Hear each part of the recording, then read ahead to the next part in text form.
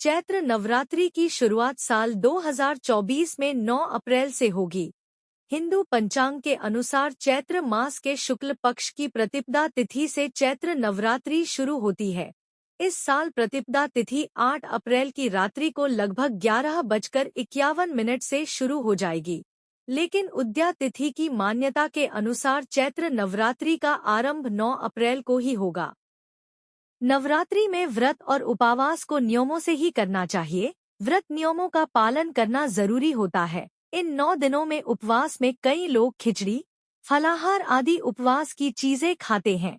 इसके अलावा व्रत रखने के कुछ नियम भी है। आओ जानते हैं इन नियमों को। 1. यदि आप नवरात्रि का उपवास रख रहे हैं तो ब्रह्मचर्य व्रत का पालन करें। 2. इन 9 दिनों में झूठ नहीं बोलना चाहिए और क्रोध नहीं करना चाहिए। 3. इन 9 दिनों में किसी भी प्रकार से किसी महिला या कन्या का अपमान न करें। 4. इन 9 दिनों में यदि आप उपवास नहीं भी कर रहे हैं तो भी आपको गुटखा, पान, मद्यपान, मांस भक्षण और मसालेदार भोजन नहीं करना चाहिए। व्रत में बार बार जल पीने से भी बचना चाहिए। 5. अधिकतर लोग 2 समय खूब फरियाली खाकर उपवास करते हैं।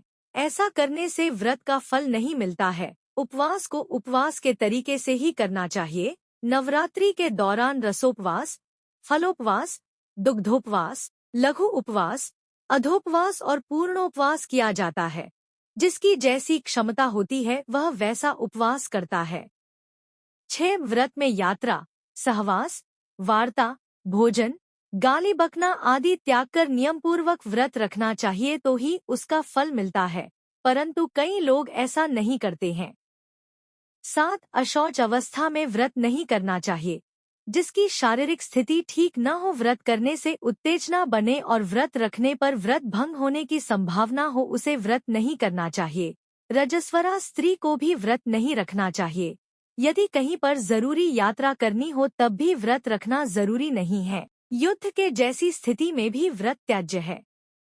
8. माता जी का व्रत रखकर शास्त्र सम्मत विधिवत पूजा अर्चना करना चाहिए। व्रत को बीच में ही तोड़ना नहीं चाहिए। यदि कोई गंभीर बात हो तो ही माता से क्षमा मांगकर ही व्रत तोड़ा जा सकता है। 9. अधोपवास अर्थात यदि एक समय भोजन करने का व्रत ले रखा है तो यह भी जानना जरूरी है कि भोजन में क्या खान और क्या नहीं खाना चाहिए। जैसे नवमी के दिन लौकी नहीं खाते हैं। 10. सप्तमी, अष्टमी या नवमी के दिन व्रत का पारण कर रहे हैं तो व्रत का उद्यापन जरूर करें और 9 कन्याओं को भोजन कराकर उन्हें दक्षिणा देना चाहिए, तभी व्रत का फल मिलता है।